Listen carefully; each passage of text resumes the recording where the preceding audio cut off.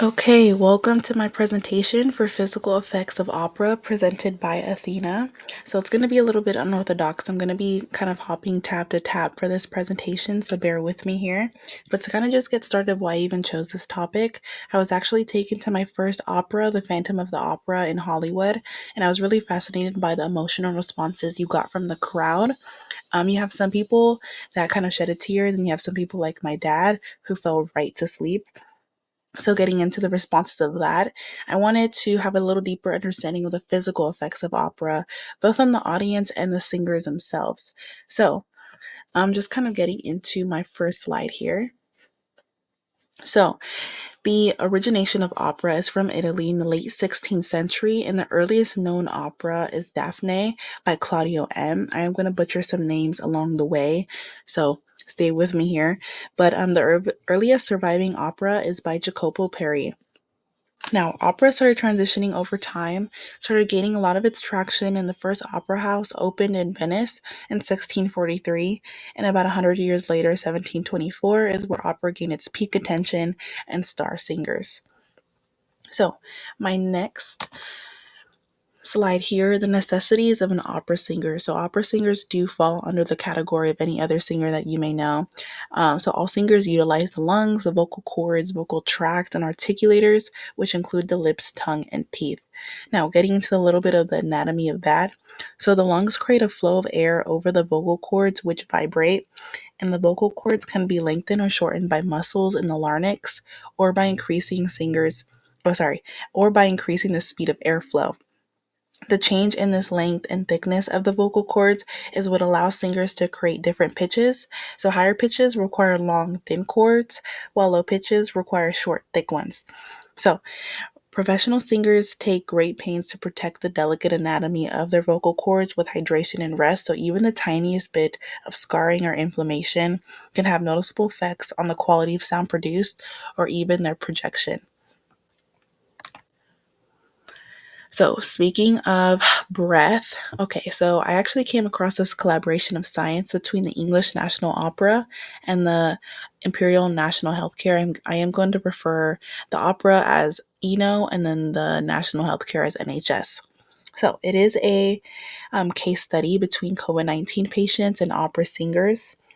So, people with long COVID tend to develop a rapid and shallow breathing pattern, also known as hyperventilation. This is the root cause of the breathlessness experienced by them. I am currently recovering from a sore throat, so I am experiencing some breathlessness myself. The ENO breathing program helps COVID 19 patients reduce their breathing rate and develop a diaphragmatic breathing pattern. So, what was it? It was a one-to-one online conversation session. It involves 6 weekly online workshops conducted by professional opera singers, where the participants are encouraged to perform various exercises and activities. So, it's designed to improve participants' abilities to manage breathing and anxiety. I did want to show a little clip of what this program actually looked like. So, here we go.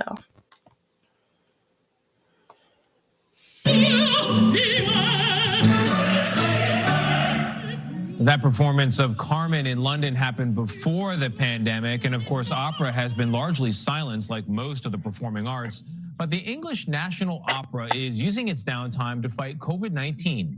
Liz Palmer met a vocal coach helping breathe new hope into patients with long-term side effects from the virus. All right, we are going to hop a little bit forward.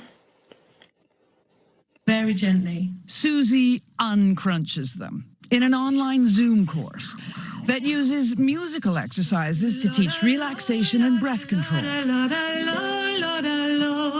Sheba was one. Okay, so kind of just getting a little clip of that. It was pretty interesting to see. So coming back to my presentation here, we're going to get into projection. So this is also another case study. It's a little more factual, but it measures the diameter of rib cage and the level of support by the abdomen muscles. So the experiment itself was participants were required to sing an aria recorded with 2 levels of voice projection. So it resulted in larger ribcage usage of abdominal muscles, results in larger projection for opera singers. So you may have heard of the the saying "the fat lady sings."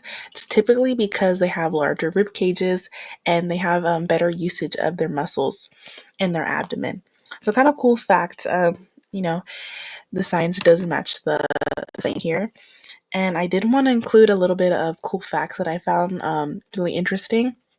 So I found out that the hardest aria for opera singers, one of them, is the Queen of the Night by Mozart. It does feature the highest note F6, and then I'm going to show a clip of that very shortly.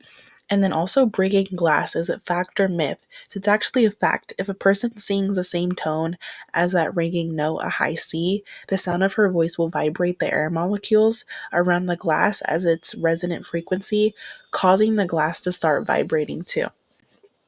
So I'm gonna get into The Queen of the Night by Mozart. I'm gonna show a clip of that.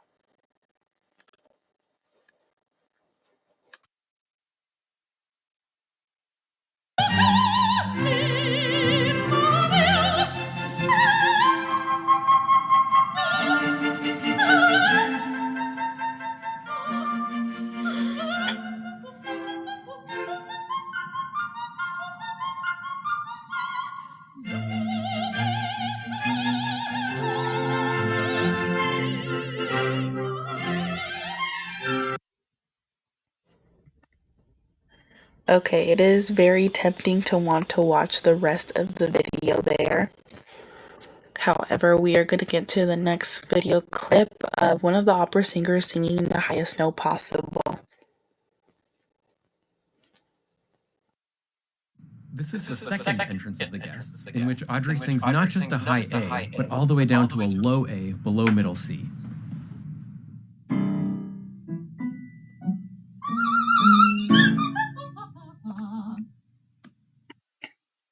Very short clip, but very, very interesting that she's able to do that. And it looks very flawless. Like it took her no effort, but I'm pretty sure it took her years of experience to be able to do that. So getting into back into the presentation here. All right, so our next slide over here is going to be more of the science of opera.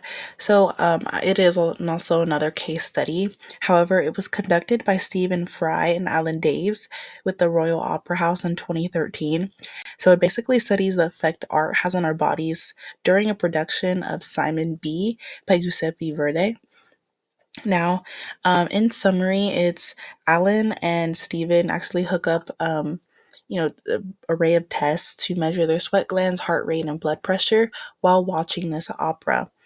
And they actually found that their heart rates increase synchronously, and this discovery shows that collectively an audience responds in similar physical patterns at the same time. So hopefully, when you go watch your first opera or the next, you can kind of have in mind that a lot of people are having the same physical responses to the music or to the singing at the same time as you. Maybe not exactly the same, but usually heart rates go up when it's getting very loud or very suspenseful. So that's really cool to think about how our bodies kind of react to art, but specifically opera in general. So that is the conclusion of my presentation here. I did want to include my works cited, but I also wanted to include that it was actually very insightful being able to look into an array of case studies because I feel that opera is a very, very huge topic to cover.